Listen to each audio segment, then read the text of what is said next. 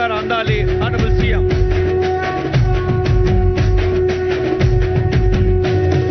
మూడు రంగుల జెండా బట్టి సింగమోలే కదిలినాడు ఒక్కరో కాంగ్రెస్ సూర్యుడు మన రేవంత్ అన్న నిగ్గదీసి అడిగే మునగాడు.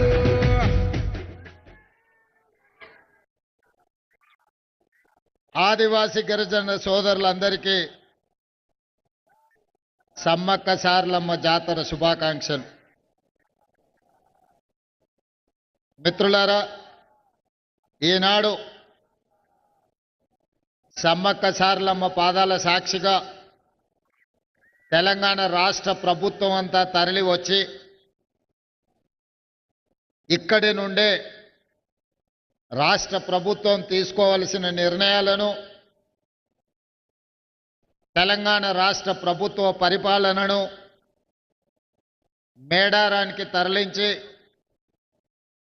ఈ కార్యక్రమంలో నాతో పాటు విచ్చేసిన ఉప ముఖ్యమంత్రి వర్యులు బట్టి విక్రమార్క గారు, సహచర మంత్రివర్గ సభ్యులు, పార్లమెంట్ సభ్యులు, శాసనమండలి సభ్యులు, శాసనసభ్యులు, వివిధ కార్పొరేషన్లకు సంబంధించిన చైర్మన్లు, ప్రభుత్వ ఉన్నతాధికారులు, వేలాది మంది సమ్మక్క సారలమ్మ భక్తులందరూ విచ్చేసి ఈ కార్యక్రమాన్ని విజయవంతం చేసినందుకు మనస్ఫూర్తిగా ధన్యవాదాలు తెలియజేస్తున్నా.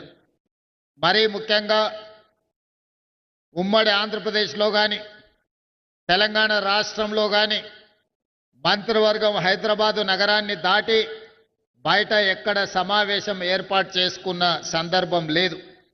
కానీ ఈనాడు ఒక్క మాట సమ్మక్క సారలమ్మ చెంతన మంత్రివర్గ సమావేశం ఏర్పాటు చేద్దామంటే 100% మంత్రివర్గ సహచరులు అందరూ బాగుంటుంది, బ్రహ్మాండంగా ఉంటుంది, మనం అక్కడికి వెళ్ళి మంత్రివర్గ సమావేశాన్ని ఏర్పాటు చేద్దామని అందరూ ముందుకు వచ్చి సహకరించినందుకు సహచర మంత్రివర్గ సభ్యులందరికీ మనస్ఫూర్తిగా ధన్యవాదాలు తెలియజేస్తున్నా. మిత్రులారా, ధీరత్వమే దైవత్వంగా మారిన చారిత్రాత్మక సత్యం మేడారం మహోత్సవం. ఆనాడు గుడి లేని తల్లులను గుండె నిండా కొలుసుకునే తెలంగాణ అతిపెద్ద గిరిజన జాతర మేడారం జాతర. ఈ జాతరకు ఈ సమ్మక్క సారలమ్మ దేవతలకు మానవులుగా పుట్టి తాము నమ్మిన జనాని కోసం ఆనాడు కాకతీయుల మీదనే కత్తి దూసిన వీర వనితలు సమ్మక్క సారలమ్మలు.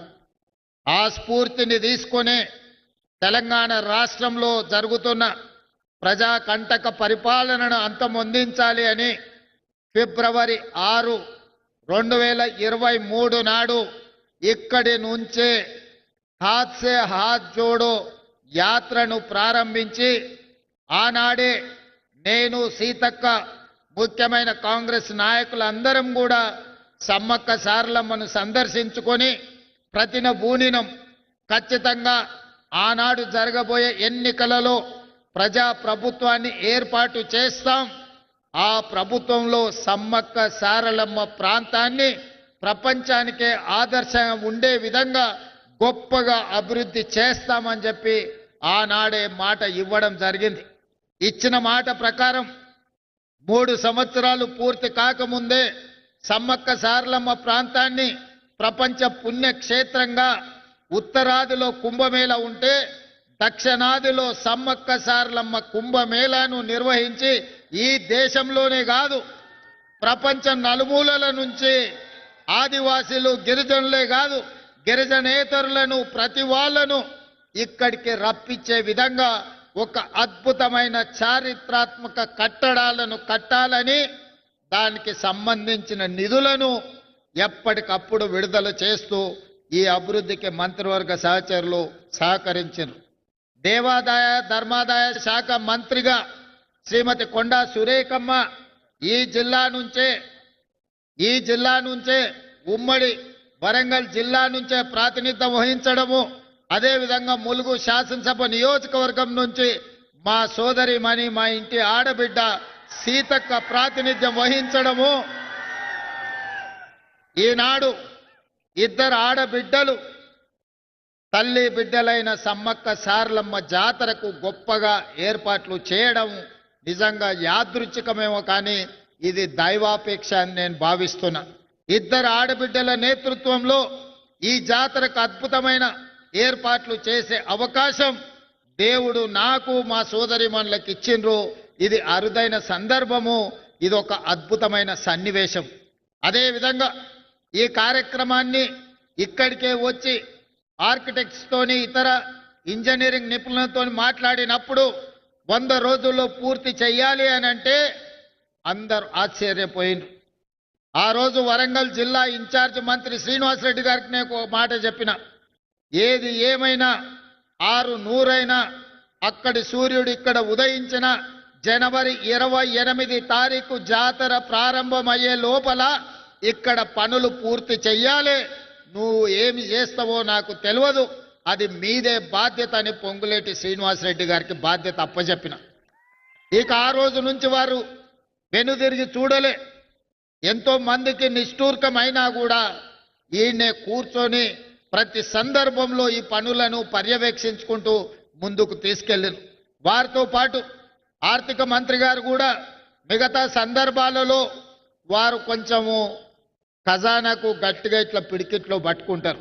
ఈ విషయంలో మాత్రం అడిగిన వెంటనే ఎంత కావాలంటే అంత, అవసరమైతే ఇంకేమైనా కావాలన్నా తీసుకోండి, ఎట్టి పరిస్థితుల్లో జనవరి 28 తారీఖు లోపల అన్ని పనులను పూర్తి చెయ్యాలని పెద్ద మనసుతోని ఖజానాలో నుంచి నిధులిచ్చి ఈరోజు ఈ అద్భుతమైన సన్నివేశానికి సహకరించినందుకు వారికి కూడా నేను ప్రత్యేకమైన కృతజ్ఞతలు తెలియజేస్తున్నా. మిత్రులారా, ప్రతి మనిషి 50 ఏళ్ళలో 60 ఏళ్ళలో 100 ఏళ్ళలో జీవిస్తాడు. కానీ అతను మరణించిన రోజు అతని కుటుంబ సభ్యులు కానీ అతనికి తెలిసిన వాళ్ళు కానీ అతని జీవిత కాలంలో ఏమైనా ప్రజలకు ఉపయోగపడే పని చేసిండా అని వెనుదిరిగి చూసుకుంటే చాలా మంది జీవితాలలో శూన్యం కనిపిస్తుంది. కానీ నాకు ఒకవేళ ఏ రోజైనా మరణం అంటూ వస్తే ఆ రోజు వెనక్కి తిరిగి చూసుకున్నప్పుడు సమ్మక్క సారలమ్మ జాతరకు అద్భుతమైన ఏర్పాట్లు చేసి గిరిజనులకే కాదు గిరిజనేతర సోదరులకు కూడా ఒక మంచి పుణ్యక్షేత్రాన్ని అందించిన అనే సంతృప్తి మిగులుతుంది. ఇది అరుదైన అవకాశం. 800 సంవత్సరాల చరిత్ర కలిగిన సమ్మక్క సారలమ్మలు కాకతీయులపై పౌరుషాన్ని ప్రదర్శించి కాకతీయుల మీదనే కత్తి దూసిన ఆడబిడ్డలకు గొప్పగా ఈ ఏర్పాట్లు చేయడము నాకు జీవితకాలం గుర్తుండిపోయే సందర్భం. అందుకే ఈనాడు మొత్తం మంత్రివర్గాన్ని రాష్ట్ర ప్రభుత్వాన్ని ఇక్కడికి తీసుకొచ్చి సమ్మక్క సారలమ్మ సన్నిధిలో 2023 ఫిబ్రవరి 6 తారీఖు నాడు ఏ మొక్కైతే మొక్కినమో ఈనాడు ఆ మొక్కును చెల్లించుకున్నాము. ఈ సంతృప్తి జీవితకాలం గుర్తుంటుంది. ఖచ్చితంగా ఇక్కడ ఒక తిరుపతి స్థాయిలో ఒక కుంభమేళ స్థాయిలో భక్తులు నిరంతరం ఇక్కడికి వస్తూనే ఉంటారు. వాళ్ళకు కావలసిన ఏర్పాట్లన్నిటిని కూడా ఈ రోజు అభివృద్ధి చేస్తాం.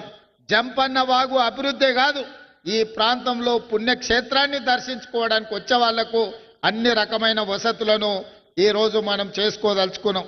అదేవిధంగా రామప్ప నుండి లక్కవరం వరకు పైప్ లైన్తో జంపన్న వాగులో నిరంతరం నీళ్లు ఇస్తాం. దీనికి సంబంధించిన నిధులు కూడా భక్తులకు స్నానాలు చేయడానికి పవిత్ర స్నానం చేసి సమ్మక్క సారలమ్మను సందర్శించుకోవడానికి అవసరమైన నీళ్లను రామప్ప లక్కవరం చెరువు నుంచి ఇక్కడి వరకు పైప్ లైన్ వేసి శాశ్వతంగా నీటి సమస్యను కూడా ఈ రోజు మనము ఏర్పాటు చేయాలని అనుకుంటున్నాం. అందుకే మిత్రులారా, ఎవరేమనుకున్నా నాకేమి బాధ లేదు. ఒక మంచి పని చేసినప్పుడు మిగిలే సంతృప్తి అన్నిటికంటే మించింది. అందుకే ఈనాడు ఇంత ఆలస్యమైన వేలాది మంది ఈరోజు ఇక్కడ ఎదురు చూస్తున్నారు అని అంటే ఒక మంచి పని చేసినందుకు మీరందరూ ఆశీర్వదించడానికి వచ్చిండ్రు అని నేను భావిస్తున్నా. రేపు ఉదయం సమ్మక్క సారలమ్మ గుడిని ప్రారంభించుకొని భక్తులకు అంకితం చేస్తాం. ఇంకా ఉన్న పనులన్నిటిని కూడా